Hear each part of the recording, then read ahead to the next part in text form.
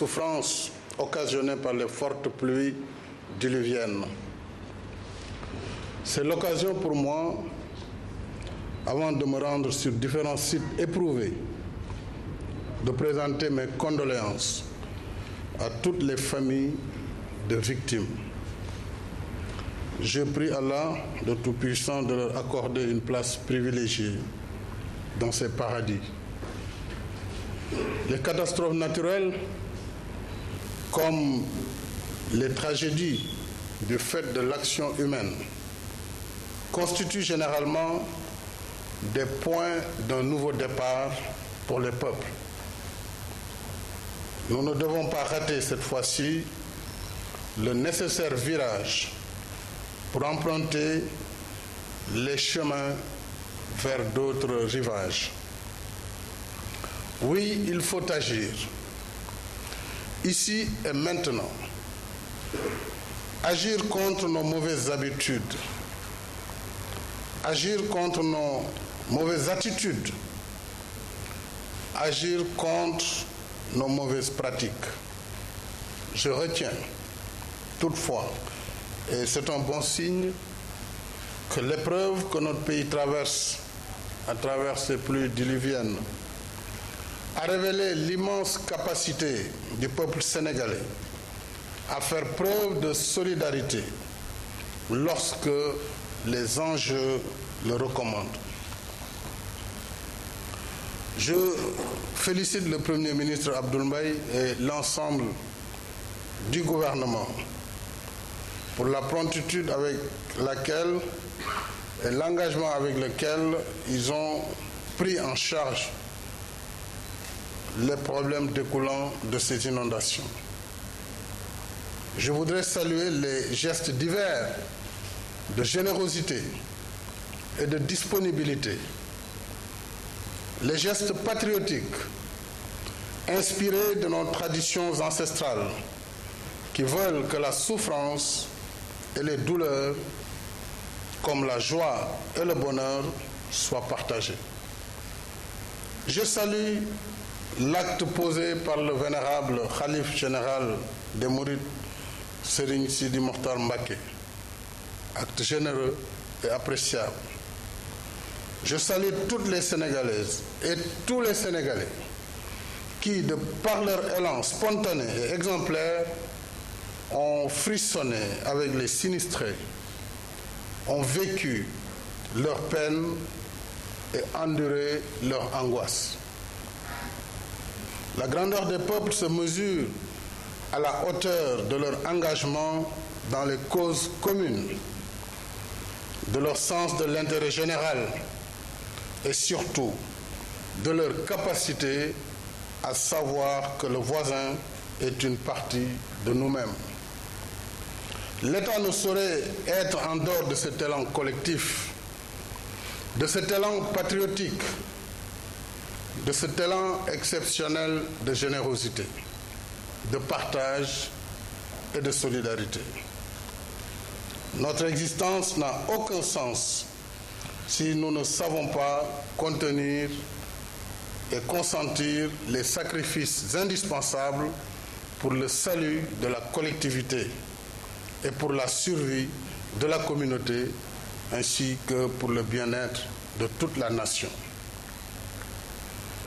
J'ai ainsi décidé que l'État va consacrer des ressources substantielles à la recherche de solutions structurelles aux inondations récurrentes qui causent tant de malheurs, de douleurs et de souffrances aux populations.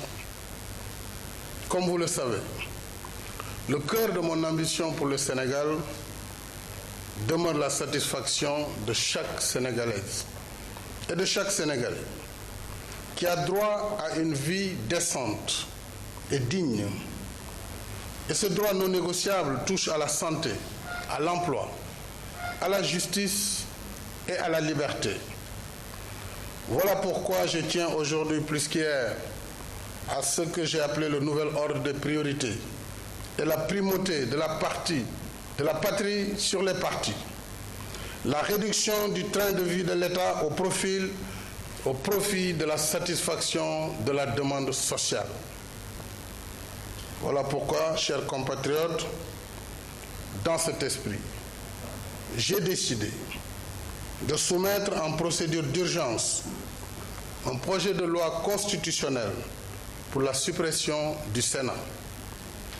Les ressources prévues pour cette institution, près de 8 milliards, seront ainsi préliminairement consacrées, entre autres, à la solution des inondations à travers déjà le projet de gestion des eaux pluviales, PROGEP, où le Sénégal est déjà engagé avec la Banque mondiale, un projet que nous devons élargir sur l'ensemble du territoire national avec la mobilisation de plus de 100 milliards dès la prochaine année.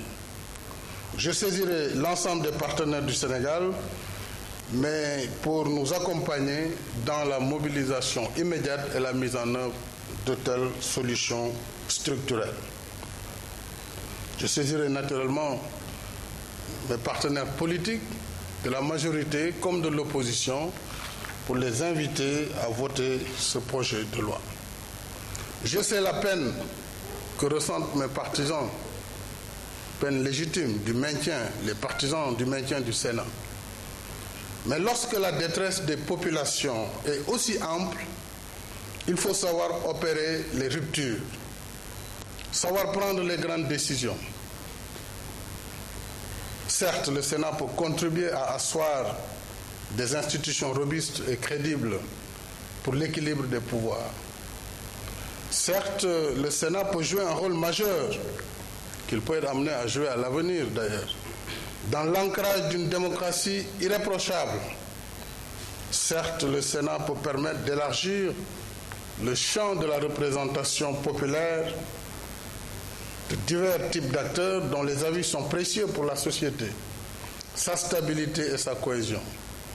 Mais quoi de plus urgent que l'allègement des souffrances de notre peuple, dont les attentes constituent le centre de mes préoccupations. L'urgence, c'est de venir à bout des inondations. L'urgence, c'est de trouver des solutions durables, parce que structurelles, afin que les populations ne vivent plus les drames de ces derniers jours. Et sur ce chemin, j'ai décidé que le gouvernement travaille d'ores et déjà à trouver des sites appropriés pour reloger dans les meilleures conditions les familles touchées par les inondations. J'ai également décidé qu'un vaste programme national d'assainissement sera mis en œuvre dans les meilleurs délais pour sécuriser les zones inondables. Nous avons les ressources, nous avons les intelligences et surtout, nous avons la volonté politique de conduire de tels chantiers par le biais de notre peuple et de notre pays. Je vais conclure maintenant. Je nourris l'espoir, mes chers compatriotes, que tous les acteurs, en commençant par l'État, empruntent les nouveaux chantiers de la rigueur, de la discipline et de l'ordre, valeurs et principes sans lesquels il n'est de destin collectif possible, mais surtout de développement durable. Voilà pourquoi j'engage les services de l'État concernés à veiller à l'application stricte de la loi dans tous les domaines et singulièrement dans le domaine de la construction et de l'aménagement du territoire. Pour terminer, enfin, c'est avec consternation que j'ai appris l'exécution des condamnés à mort en Gambie, parmi lesquels figuraient 2 de nos compatriotes. Nous avons été surpris par le mépris des autorités gambiennes à l'égard du Sénégal, qui auraient dû être informés au moins de la décision par les voies appropriées, telles que la Convention de Vienne de 1963 sur les relations consulaires, ainsi qu'à l'esprit de bon voisinage, devrait amener le gouvernement gambien à nous saisir. Cela n'a pas été le cas.